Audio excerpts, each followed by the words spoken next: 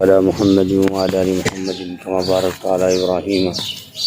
وعلى آل إبراهيم إنك حميد مجيد. يا رب صل وسلم دائما أبدا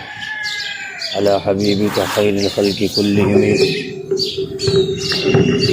الحمد لله الذي لم يتخذ ولدا ولم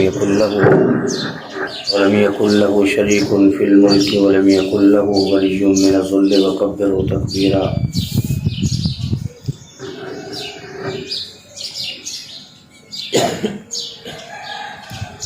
حضور اقدس صلی اللہ علیہ وسلم نے ارشاد فرمایا، جو شخص کسی مظلوم کا حق دلانے کے لیے اس کے ساتھ چلے، اللہ جل شانہ اسے اس دن پل صراط پر ثابت قدم رکھے گا جس دن بہت سے قدم لغزش کھا جائیں گے.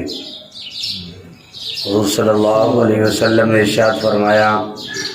جو شخص کسی مظلوم کا حق دلانے کے لیے اس کے ساتھ چلے، اللہ جل شانہ اسے اس دن پل صراط پر ثابت قدم رکھے گا جس دن بہت سے قدم لغزش کھا جائیں گے.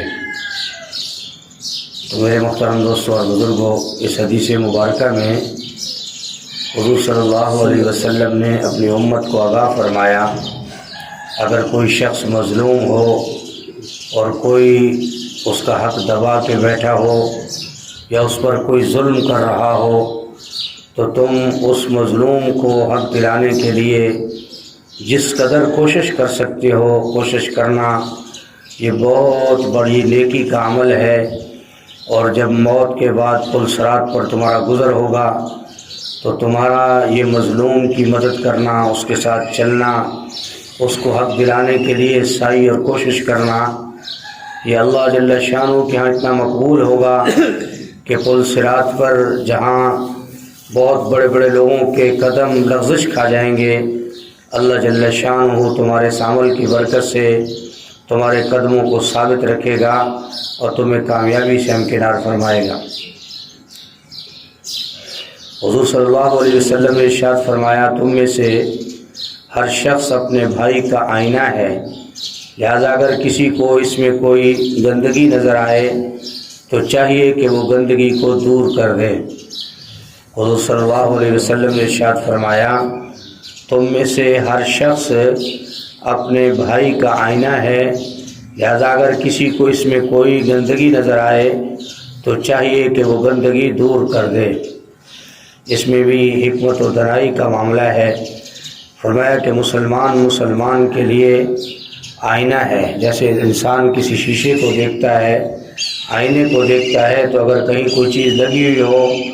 تو آئینہ فوراً بتا دیتا ہے کہ تمہارے ناک پر، تمہارے چہرے پر، تمہارے کان پر، تمہارے ماتھے پر یہ چیز ہے. آدمی فوراً اس کو ہٹا دیتا ہے. اگر کسی مسلمان میں کوئی ایسا عمل دیکھے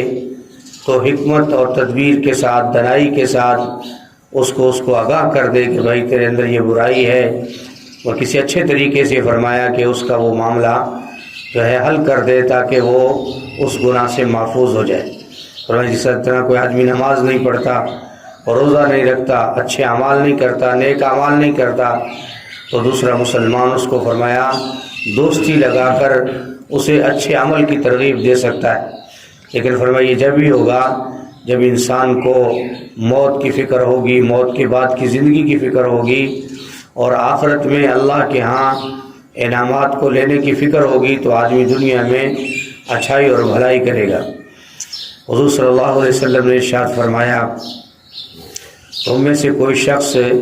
نیکی کو حقیر نہ سمجھے. حضور صلی اللہ علیہ وسلم نے ارشاد فرمایا، تم میں سے کوئی شخص کسی نیکی کو